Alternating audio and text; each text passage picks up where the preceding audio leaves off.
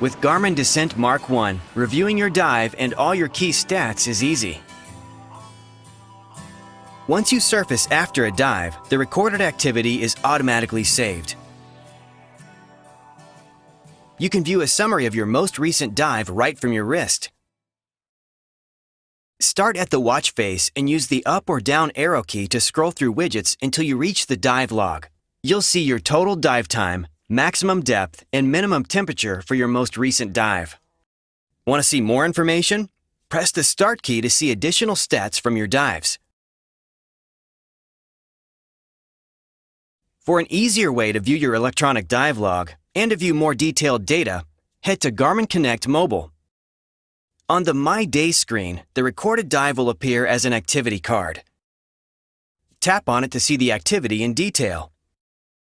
Here, you'll be able to see everything from maximum depth, heart rate data, bottom time, water temperature, and even a map with your GPS recorded entry and exit location. Want to see all your past recorded dives?